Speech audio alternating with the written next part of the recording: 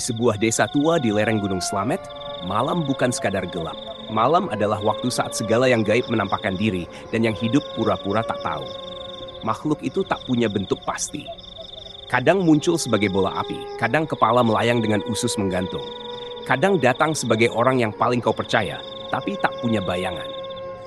Orang-orang tua menyebutnya leyak, tapi mereka tidak pernah berani mengucapkannya keras-keras. Ojo disebut jenengan nek wis tengah wengi, kata Mbah Sastro, sesepuh desa. Yen kok sebut, awek tekan. Wong kuwi ngupingi saka bayangan. Leyak bukan cerita dongeng. Bukan pula mitos untuk menakut-nakuti anak kecil. Ia adalah warisan ilmu tua, ilmu hitam yang haus darah, yang berpindah dari satu tubuh ke tubuh lain melalui bisikan dan tumbal. Dan malam itu, ada yang bangun setelah tidur panjangnya. Dan seseorang pulang ke kampung, tanpa tahu bahwa tanah tempat ia berpijak menyimpan janji darah yang belum lunas. Raka belum genap 2 hari kembali ke Karangsoka, kampung halaman neneknya yang terletak jauh di balik lereng Gunung Slamet. Setelah ibunya wafat dan hidupnya di Jakarta berantakan, Raka memutuskan pulang. Hanya satu orang yang menyambutnya. Mbok Rini, nenek renta yang masih tinggal di rumah panggung dari kayu jati tua. Malam pertama berjalan tenang. Suara jangkrik, bau tanah basah, dan dinginnya angin pegunungan membuat Raka cepat terlelap. Tapi malam kedua ia terbangun mendadak. Ada suara aneh dari atas genteng. Suara seperti cakar atau kuku panjang yang menyeret pelan di atas atap. Raka mendongak sambil berbisik. Apa tuh? Ia melangkah ke jendela tapi belum sempat membuka. Tiba-tiba Mbok Rini mengetuk pintu kamarnya. Rak, turu wae, le, katanya dari balik pintu. Suaranya terdengar parau. Ojo ndelok nduwur. Opo wae sing kok rungokke? Anggep ora ono. Raka mengernyit. Kenapa mbah? Wong kene wis podo ngerti. Nek ana sing mlaku-mlaku nang gen tengah wengi dudu uwong. Kowe isi durung ngerti rak? Ojo sembrono. Ia menurut. Tapi rasa penasaran terus mengganggu. Keesokan paginya suasana kampung mendadak ramai. Di pojok dusun tubuh Mbah Jumiran ditemukan membujur kaku di teras rumahnya. Wajahnya hangus seperti disambar api dari dalam, tapi tak ada bekas terbakar di luar. Matanya melotot ke langit, seolah melihat sesuatu yang tidak semestinya. Warga berkerumun. Ada yang bergumam, ada yang diam sambil merapal doa. Tapi satu kalimat diucapkan paling banyak. Leyak wis tangi maneh. Raka mendengar itu. Ia menoleh ke seorang kakek yang berdiri di bawah pohon jambu. Leyak? Maksudnya apa, Pak? Si kakek menatapnya tajam, lalu mendekat dan berbisik. Wong kene wis suwe ora nyebut jenenga. Tapi nek wis ana getih menguap tanpa sebab, berarti dheweke wis teka. Raka menghela napas. Ia tak sepenuhnya percaya, tapi malam belum datang. Dan genteng rumah itu belum selesai berbicara. Malam itu hujan turun pelan, seperti ragu membasahi tanah Karangsoka. Raka duduk di teras menatap pekarangan yang gelap, hanya diterangi cahaya lampu minyak dari dalam rumah. Sejak kejadian Mbah Jumiran, rasa tak nyaman terus mengikutinya. Desa ini memang sepi, tapi sekarang terasa terlalu sunyi. Mbok, sebenarnya siapa itu Leyak? Tanya Raka pelan saat makan malam. Mbok Rini menoleh, tapi tidak langsung menjawab. Ia hanya menyendok nasi pelan seperti sedang menimbang-nimbang kata. Wong-wong sing seneng nyabrang batas, sing golek ilmu saka jalur peteng, katanya akhirnya. Nek pancen iso ngubah awak, kadang dadi bolah geni, kadang mung sirah tanpa awak ususen juntai ngetoke banyu getih panas. Raka menelan ludah. Wis akeh puluh tahun ora ono sing ngomong soal kuwi. Tapi saiki, aku rumangsa sing lawas wis tangi maneh. Malam makin larut. Raka memutuskan tidur cepat. Tapi tepat pukul 12 malam, ia terbangun. Lagi-lagi karena suara di genteng. Kali ini bukan hanya cakar, tapi ada suara gemeretak seperti sendi patah di pelintir. Raka nekat. Ia membuka jendela sedikit cukup untuk melihat pekarangan belakang. Dan saat itulah, ia melihatnya.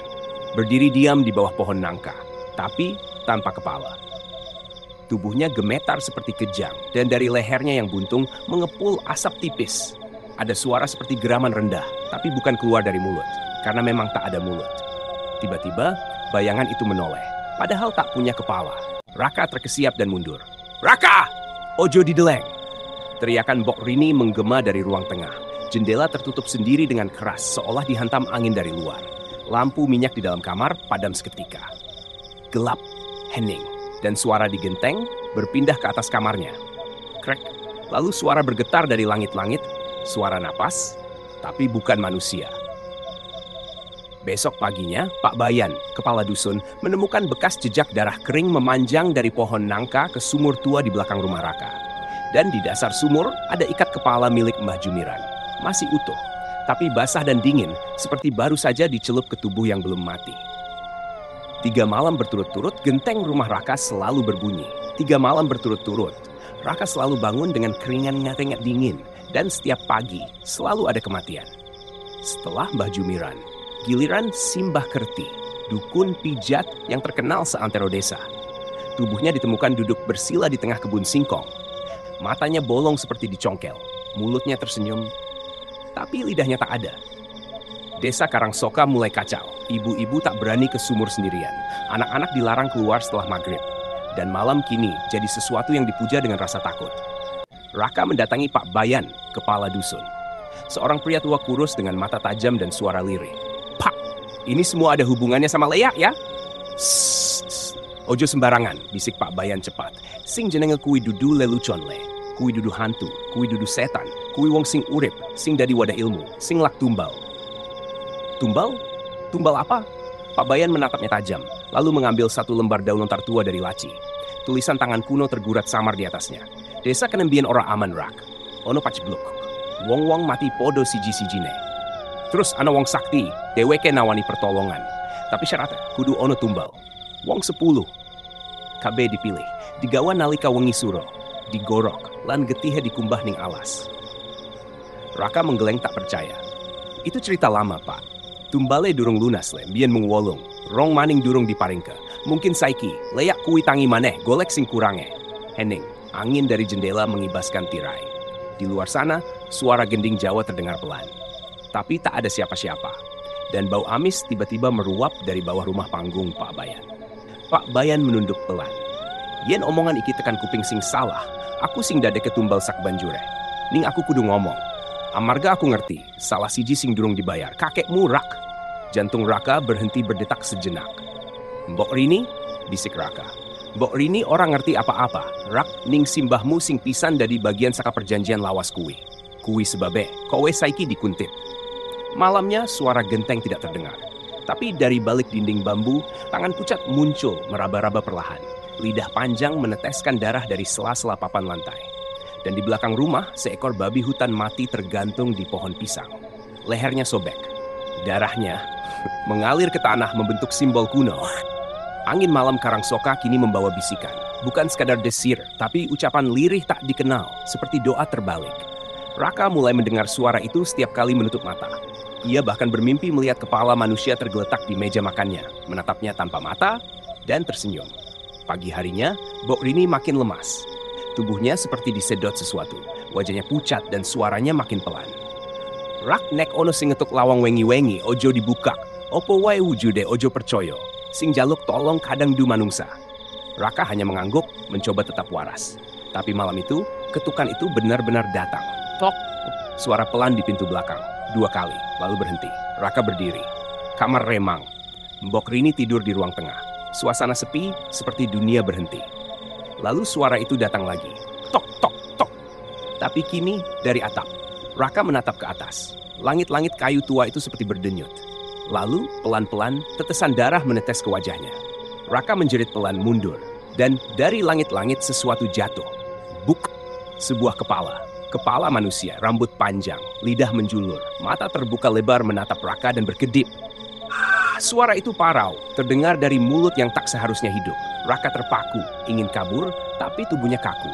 Kepala itu terbang naik, menggantung di udara, disusul oleh usus panjang yang menjuntai dari bawahnya. Tapi kali ini bukan bayangan, bukan ilusi. Ia nyata di depan mata. Di kamar terbuka sendiri. Mbok Rini berdiri di ambang, tapi tubuhnya kaku. Mulutnya terbuka dan darah mengalir dari matanya. "Maaf no, Rak, simbahmu sing gawe perjanjiane, aku mung dedonga. Tapi aku ngerti, saiki giliran awakmu." Raka menjerit. Ia lari keluar rumah. Hutan belakang jadi tujuan satu-satunya. Tapi malam itu, hutan Karangsoka berubah. Pohon-pohon berbisik, tanah berlendir. Dan dari balik gelap, bayangan kepala-kepala tanpa tubuh mulai mengikuti. Semakin dekat, semakin banyak, dan semua manggil jeneng Raka. "Aa! Waktumu wis teko." Besok pagi, rumah Mbok Rini ditemukan terbakar sebagian. Tapi tak ada jejak api. Dan yang lebih mengerikan, di langit-langit rumah tertulis darah satu lagi. Hutan belakang Karangsoka bukan sekadar barisan pepohonan. Ia menyimpan luka. Di tengah hutan itu, ada sebidang tanah gersang yang disebut Alas Ketu Ireng, tempat yang selalu dihindari warga. Disitulah perjanjian terjadi puluhan tahun lalu. Dan kini, Raka berdiri di batasnya dengan tubuh penuh luka dan pikiran kacau. Malam tadi, ia hampir kehilangan nyawanya. Tapi ada yang aneh. Leyak itu tidak membunuhnya. Ia hanya mengitari Raka seakan mengintai menunggu waktu. Pak Bayan menyusul Raka ke tepi alas.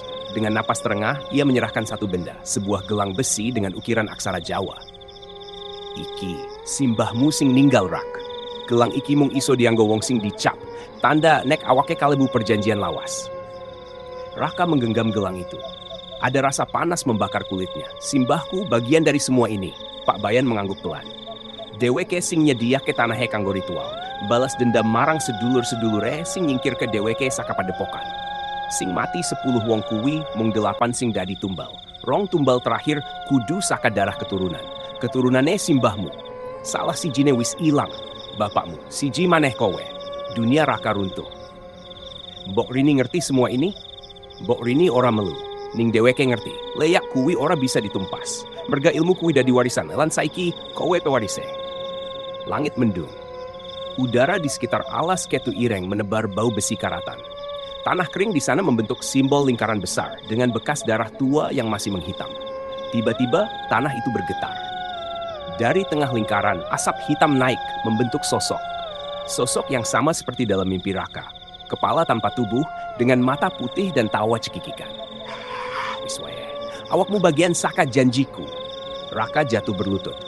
Dari pergelangan tangannya, darah menetes, dan tanah menyerapnya. Pak Bayan mencoba menarik Raka keluar dari lingkaran, tapi tubuhnya terpental seolah dilempar oleh tangan gaib. Suara dari asap makin jelas. Tumbal terakhir, wis kacel. Tiba-tiba dari balik semak, Mbok Rini datang. Membawa sesuatu di tangannya.